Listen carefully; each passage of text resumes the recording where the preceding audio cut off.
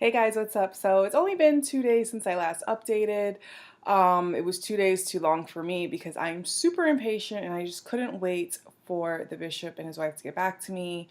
So I had contacted them on Tuesday, and then I had emailed them my dad's picture on Tuesday and never heard back from them. So I was totally stressing out. I told you guys I had a heart monitor on me that day. I was like freaking out, so I went to the doctor the next day. Luckily, my tests came back clear. I'm totally fine. I have nothing to worry about. But they did say to make sure to keep your stress levels down as much as you can, because obviously, in the long run, it could be something that we won't want to deal with later on. So that was good news. So, of course, once I left there, I was just super down and like, why are they calling me back? Like, oh my gosh, they don't want to get to know me. And just all these negative thoughts were going through my mind. And I've had a lot of my friends, try to talk me into just like being patient. They're older. It takes time for older people to get back to you. They probably want to investigate, contact their children or their children's children to investigate me because, they don't know who I am. I'm a complete stranger. I understand that, but at the same time, I just have no patience, as I said before. So, of course, later in the day yesterday, I couldn't wait any longer, so I just called them again and I spoke to the bishop's wife. And she was super sweet, and she's like, "Oh my God, I'm so sorry. I haven't even looked at the email yet."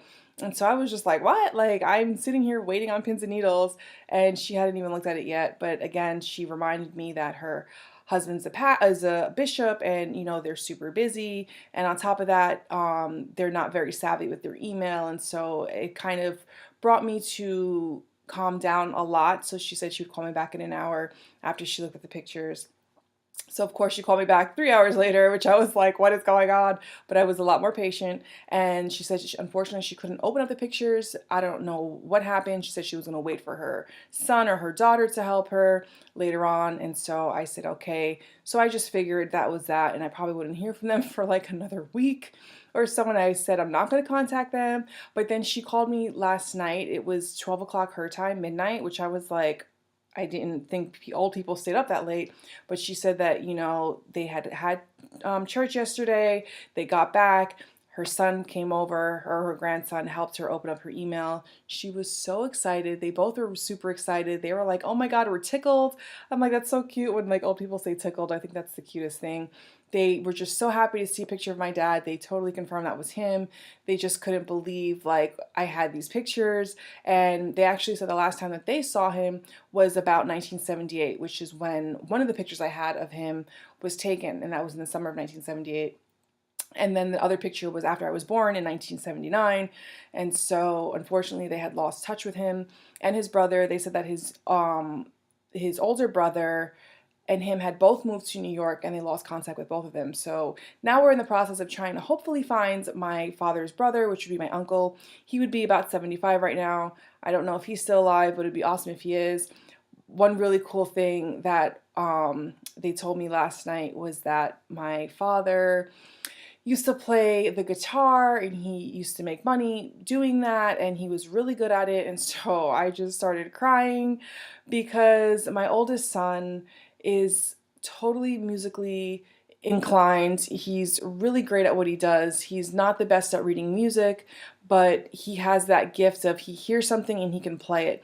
Now, his grandfather on his father's side, my son's grandfather on his father's side plays the piano, so we knew that he was musically inclined on that end, but we didn't know like where this whole guitar playing thing came in. And I don't have any musical talent. Like, I'm creative and I can make things with my hands and all that kind of stuff, but I'm definitely not a musically inclined person. So after hearing that about my dad, I just totally, I don't know, it just made me very emotional, because there are some traits that get passed down from biological family members that you don't even know about, especially when you're adopted and you don't know anything about your family. So that was really heartwarming and refreshing. And so I called my son this morning and told him, and he was just so excited because he's like, see, Mom, he's like, I knew it. I knew this was meant to be. Like, I knew I was supposed to be in the music industry and like pursue this music thing. And like, you calling me just confirmed that if my grandfather on your side was doing music and my grandfather on my dad's side is doing music, like I was just born into it. And so